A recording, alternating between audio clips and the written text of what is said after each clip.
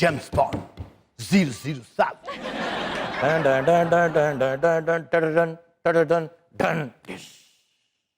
ਡਮ ਡਮਾ ਡਮ ਡਮ ਡਮਾ ਡਮ ਡਮ ਡਮਾ ਡਮ ਡਮ ਡਮ ਡਮਾ ਡਮ ਡਮ ਡਮਾ ਡਮ ਡਮ ਡਮਾ ਡਮ ਡਮ। ਆਪਣੇ ਸ਼ੋਅ 'ਚ ਤੁਸੀਂ ਮਲੰਗ ਵੀ ਭਰਤੀ ਕੀਤੇ ਨੇ?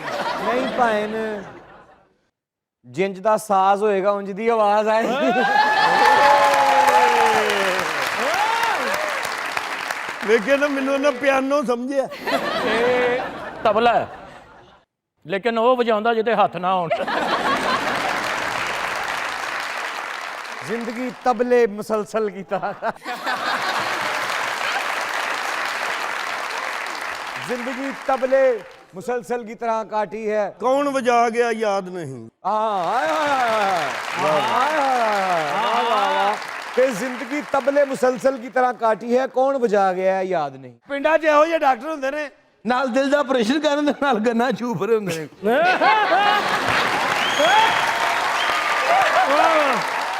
ਅਕਰਮ ਸਾਹਿਬ ਵਰਗੇ ਡਾਕਟਰ ਨਾ ਪਾਰਟ ਟਾਈਮ ਤੇ ਪੈਂਚਰਾਂ ਦਾ ਕੰਮ ਹੀ ਲਾ ਲੈਂਦੇ। ਸੱਚੀ ਮੁੱਚੀ ਸਾਈਕਲਾਂ ਨੂੰ ਪੈਂਚਰ ਲਾਉਂਦਾ ਸੀ, ਨਾਲ ਡਾਕਟਰ ਵੀ ਸੀ। ਅੱਛਾ ਇੱਧਰ ਸਾਈਕਲਾਂ ਦਾ ਸਮਾਨ ਪਿਆ, ਇੱਧਰ ਪੀਪੇ 'ਚ ਸਿਰ ਦਰਦ ਦੀਆਂ ਗੋਲੀਆਂ ਰੱਖੀਆਂ ਨੇ।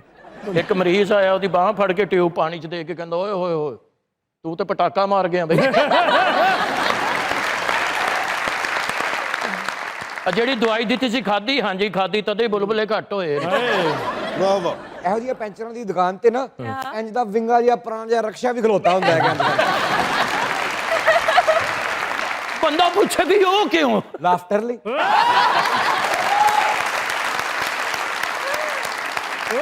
ਅੱਛਾ ਇਹੋ ਜਿਹੇ ਪੈਂਚਰਾਂ ਵਾਲਾ ਡਾਕਟਰ ਹੋਏ ਨਾ ਤੇ ਮਰੀਜ਼ ਦਾ ਆਪਰੇਸ਼ਨ ਕਰਕੇ ਉਹਦੇ ਇੱਥੇ ਨਾ ਸੋਲੂਸ਼ਨ ਲਾ ਦੇਣ ਤਾਂ ਕਿ ਹੱਥ ਜੁੜੇ ਰਹਿਣ, ਲੋਕਾਂ ਨੂੰ ਪਤਾ ਚਲੇ ਆਪਰੇਸ਼ਨ अच्छा ਹੋਇਆ। ये सब बातें तो हम मजाक में कर रहे हैं। डॉक्टर्स मसीहे होते हैं, लोगों की जान बचाते हैं। सब डॉक्टर्स के लिए तालीम। और उन तमाम 2 नंबर डॉक्टर्स जिनके पास जाली डिग्रियां हैं और 2 नंबर क्लिनिक हैं, जो लोगों की जान और जिंदगी के साथ खेलते हैं, खुदा का वास्ता है कोई और काम कर लो। अकरम साहब के साथ मिलके पेंचर की दुकान खोल लो। आप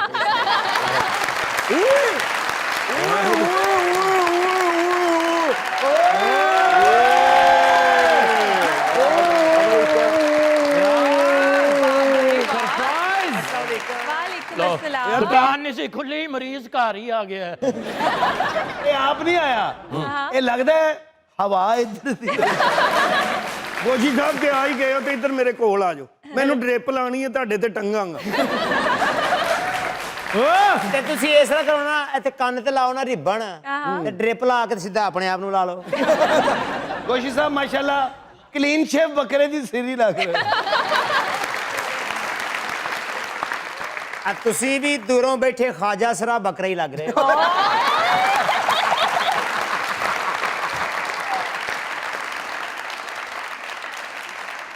ਆਮ ਬੱਕਰਾ ਤੇ ਬੋਲੇਗਾ ਨਾ, ਇਹੋ ਜਿਹਾ ਬੱਕਰਾ ਕਿਵੇਂ ਬੋਲਦਾ?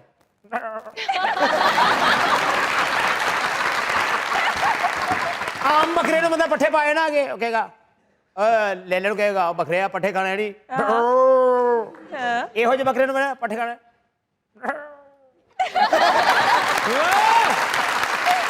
अच्छा सुनने में आया आप कोई फिल्म कर रहे हैं? ਉਹ ਫਿਲਮ ਦੀ ਕਰਨ ਨੂੰ ਛੱਡੋ, ਰਾਤੀ ਮੈਂ ਫਿਲਮ ਵੇਖੀ ਹੈ ਟੈਲਗੋ ਵਾਲਿਆਂ ਦੀ। नहीं यार। ਹਾਂ अच्छा ਓਏ ਹੋਏ ਹੋਏ ਹੋਏ ਉਹਨੇ ਕੀ ਇੱਕ ਮੈਂ ਸੀਨ ਵੇਖਿਆ ਫਾਈਟ ਦਾ। ਤੂੰ ਹਾਂ ਮੈਂ ਇਹੋ ਜਿਹੇ ਕਮਜ਼ੋਰ ਬੱਕਰੇ ਦੀ ਮੁੱਛ ਨਹੀਂ ਹੁੰਦੀ ਤੇ ਬਰਾਦਰੀ ਤੇ ਰੋਹ ਪਾਣ ਲਈ ਨਾ ਪੂਛਲ ਨੂੰ ਵੱਟ ਦੇ ਰਿਹਾ ਹੁੰਦਾ।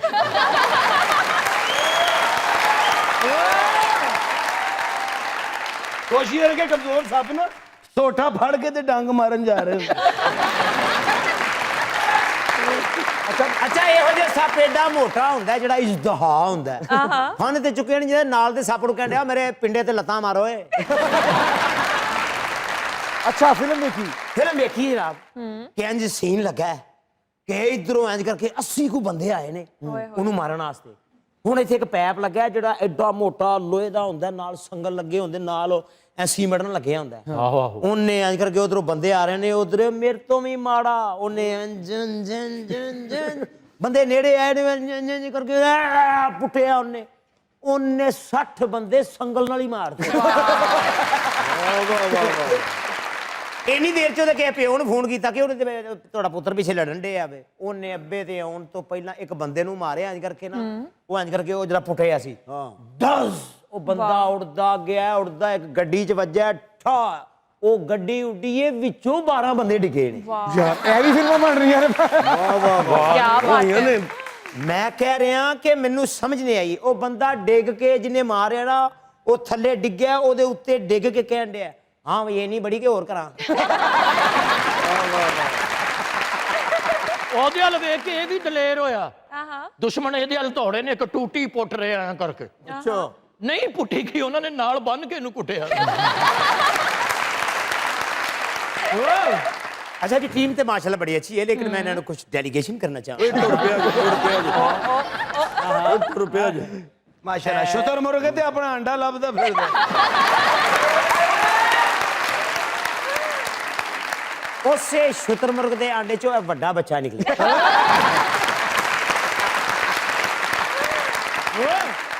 ਕੋਈ ਸਾਹਿਬ ਛਿਪਕਲੀ ਤੁਹਾਡੀ ਭਲਾ ਕੀ ਲੱਗਦੀ ਇਹ ਤੁਹਾਡੇ ਫੁੱਫੜ ਨਿਓਲੇ ਨੇ ਨਹੀਂ ਦੱਸਿਆ ਨਹੀਂ ਬਾਜੀ ਨਹੀਂ ਨਹੀਂ ਨਹੀਂ ਨਹੀਂ ਉਹਨੇ ਨਹੀਂ ਦੱਸਿਆ ਚਾਚਾ ਕਿਰਲੇ ਨੇ ਦੱਸਿਆ ਸੀ ਉਹਨੇ ਨਹੀਂ ਦੱਸਿਆ ਉਹ ਤੇ ਹੁਣ ਆਇਆ ਅੱਜ ਇਹੋ ਜਿਹਾ ਮਰੀਜ਼ ਠੀਕ ਵੀ ਹੋ ਜਾਏ ਨਾ ਡਾਕਟਰ ਫੇਰ ਵੀ ਲਵਾਹ ਕੀ ਨੂੰ ਕਹਿੰਦਾ ਇੱਥੇ ਸਾਈਨ ਕਰ ਦਿਓ ਖੁਸ਼ ਵੀ ਹੋ ਕਿੱਡਾ ਕਮਜ਼ੋਰ ਆਦਮੀ ਇਹਦੇ ਕੋ ਮੋਬਾਈਲ ਤੇ ਨਹੀਂ ਮੂੰਹ 'ਚ ਸਿਮ ਪਵਾਈ ਇਹ ਬਾਹਤ ਬੰਦਾ ਹੈ ਜਿਹੜਾ ਕਿਸੇ ਨੂੰ ਇਹ ਨਹੀਂ ਕਹਿ ਸਕਦਾ ਮੇਰੀ ਜ਼ਿੰਦਗੀ ਵੀ ਤੈਨੂੰ ਲੱਗ ਜਾਏ ਅੱਛਾ ਇੰਨੀਆਂ ਅੱਛੀਆਂ ਗੱਲਾਂ ਕੀਤੀਆਂ ਨੇ ਮੈਂ ਤੁਹਾਨੂੰ ਕੁਝ ਡੈਡੀਕੇਸ਼ਨ ਕਰਨਾ ਚਾਹਨਾ ਜੀ ਫਟੇ ਮੂੰਹ ਫਟੇ ਮੂੰਹ ਫਟੇ ਮੂੰਹ